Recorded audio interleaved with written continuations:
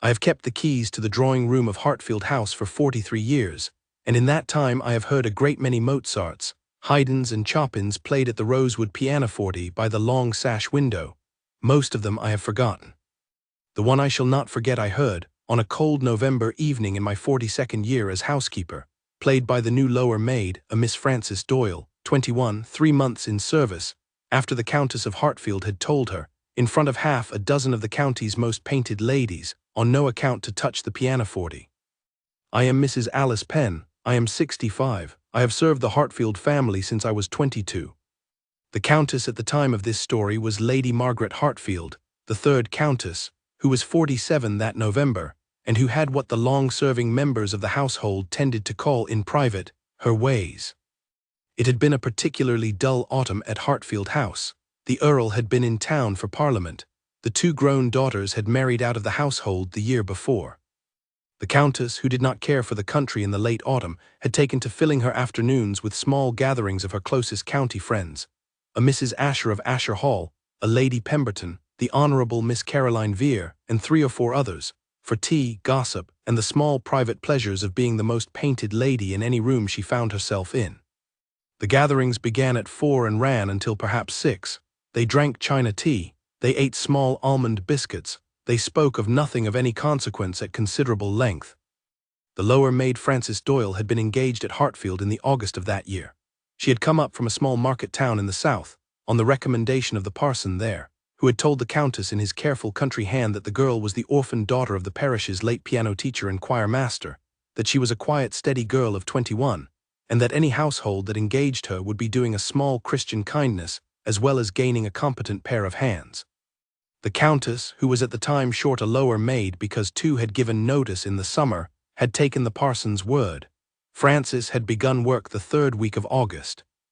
I had supervised her for 3 months. She was, in every respect the parson had described, quiet and competent. She did her work neatly. She did not gossip with the other maids. She read in her hour off in the small attic room she shared with the upper kitchen maid. The book she read was a small Fox copy of Mendelssohn's Songs Without Words, which she had brought with her from the parish. I noticed it because I have kept the upper rooms tidied for 43 years and I had seen the book on her shelf. She had not, in the 3 months at Hartfield, said a word to me about her father's pianoforte or her own playing. The November gathering in question began at 4:30, on a Tuesday, in the long drawing-room on the ground floor. The Countess had with her on that afternoon Mrs. Asher, Lady Pemberton, 2 of the Harcourt sisters, and the Honourable Miss Caroline Vere. The Harcourt sisters were young, 23 and 25, and had not yet learned to keep their voices down at the Countess's gatherings, which the Countess found pleasing because it filled the room with sound. The rosewood pianoforte by the long sash window stood, as it always stood, with its lid closed. The Countess herself did not play. The Earl, when he was at home, played a little, but he was in town. Frances had been sent in at 4:45 with the 2nd tray of biscuits. She had set the tray down on the small side table, made a small curtsy to the Countess, and was about to withdraw when her eye very briefly rested on the closed pianoforte by the window. It was the smallest of glances. She had been 3 months in service. She had not, until that moment, been in the long drawing-room when there was company present. She had, I am quite sure, not been thinking of touching the instrument. But the Countess saw the glance.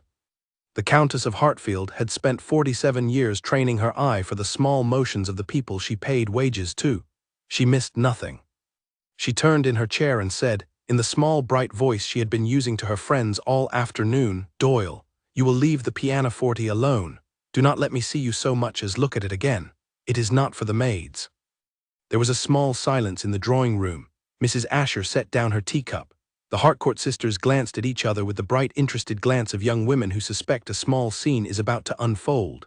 The Honourable Miss Vere, who was at Hartfield for the first time and had a kinder face than the others, looked, I noticed, slightly pained. Lady Pemberton smiled the small, approving smile of a woman who had brought her friend up in such matters herself. Frances curtsied. She said, "Yes, my lady." She turned to leave. The Countess said, "Wait." Frances stopped. She turned. The Countess looked at her friends. She looked at Frances. She said in the same bright voice, "Now that the company is curious, Doyle, perhaps you should tell us. The parson at what was the town, Ledbury was it, sent me your application. He wrote that your father was the parish piano teacher. Do you play, child?" I was standing at the door of the drawing-room with the empty first tray in my hand. I have, in 43 years of service, learned to read the moment in a drawing room when a small cruelty is about to be made the entertainment of a long autumn afternoon. The Countess had not, that I saw, planned this. She had been bored. She had seen the small glance. She had been amused by the silence she had just produced in the room. She had decided on a whim to extend it. Frances looked at her. She did not, I was glad to see, lower her eyes. She said very politely, "I play a little, my lady. My father taught me." The Countess said, "A little, well." She looked at her friends. "Ladies, shall we hear the lower maid play a little? Doyle, open the pianoforte, choose a piece, play it for the company. We have not had any music yet this afternoon." Frances did not move at once. She looked briefly at me at the door. I gave her no signal. I had no signal to give. The Countess had given her an instruction. The instruction was, in technical terms, lawful. To refuse the Countess in front of her guests would have lost Frances her position in the household by supper time. The Countess saw the small hesitation. She said in a tone the room understood, "Doyle, I am waiting." Frances inclined her head. She walked very steadily across the long drawing room in her plain grey work dress and her white apron and her white cap. She stopped at the rosewood pianoforte by the window. She set her hand on the lid. She looked at the lid for one quiet breath, then she lifted it. She did not, the way some servants would have done, fumble at the bench. She sat. She adjusted her apron in her lap. She set her hands above the keys. She said, in the polite, quiet voice she had used in the room from the start, "My lady, I shall play, with your permission, the Mozart Fantasia in D minor, the Köchel 397. It is a piece my father taught me as a child." The Countess said, "Oh, Mozart, how quaint, yes, please." Frances began the piece. "I will tell you about the Mozart Fantasia in D minor. It is, in my private opinion, one of the most beautiful short pieces in the keyboard literature. It begins with a slow rolling arpeggio in the left hand, very soft, very steady, like a small boat being rowed across a lake at dusk. The right hand enters with a long, sad theme over the arpeggio. The piece moves through several quiet sections, including a tender little major key passage, and returns to the opening melancholy before its quiet end. It is roughly 7 minutes long.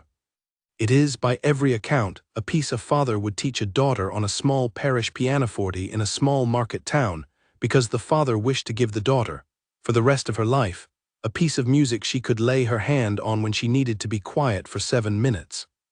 Frances played the rolling arpeggio at the speed Mozart actually marked, adagio, slow, unhurried, with the small private rocking weight of a person who had rowed that small boat 1,000 times in her own mind.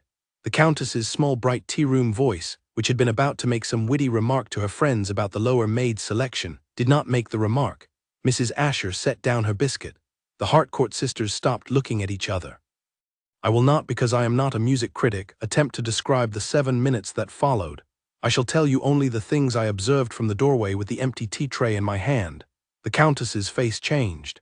I had served the Countess for 28 years at that point. I had not, in those 28 years, seen the Countess's face change in the way it changed in those 7 minutes. It went slowly from the small bright tea-room face she had been wearing all afternoon to the face of a 47-year-old woman who has just remembered that she once, at 12, had been the small girl her own father had taught at his own pianoforte, and had stopped playing the year her father died, and had not, in 35 years, sat down at any pianoforte for any reason at all. Lady Pemberton beside her was weeping. Lady Pemberton was a woman who did not weep. She wept, that afternoon in the drawing-room of Hartfield House, into her embroidered handkerchief very quietly, while the lower maid played the Mozart Fantasia at the rosewood pianoforte. The Honourable Miss Vere, who had been new at Hartfield, was on her feet. She had stood up halfway through, not for any reason I could discern, except that the piece had asked her to stand and she had stood. Frances brought the Fantasia to its quiet close. The final D minor chord, the small held cadence Mozart asks for, lifted gently like a child being put down to sleep, sat in the long drawing-room for a count of about 5 seconds. Frances lifted her hands, she set them in her lap, she did not turn. She looked at the music desk, which had nothing on it. The Hartcourt sisters began the applause. They began it the way young women begin applause when they have heard, for the first time in their lives, a piece of music played the way it was supposed to be played, slowly, then quickly, then loudly. Mrs. Asher joined them. Lady Pemberton joined them with one hand, the other still holding the embroidered handkerchief. The Honourable Miss Vere, who was already on her feet, applauded with her hands held up beside her face. I, at the door, set down the tray, and applauded with the tray on the floor at my feet. The Countess of Hartfield did not, for perhaps 10 seconds, applaud. She sat in her chair and looked at Francis at the pianoforte. Then she stood. She crossed the long drawing room. She stopped at the bench beside Francis. She said in a voice that was not the bright tea-room voice, "Doyle, will you stand up, please?" Francis stood up at the bench. The Countess took both of Francis's hands in her own. She did this in front of her friends. She said in a voice that the company could hear, "Miss Doyle, my father taught me the same Mozart when I was a child. I have not heard it played in 35 years. I have not played it myself since my father died. I am very sorry to have spoken to you the way I spoke to you 10 minutes ago.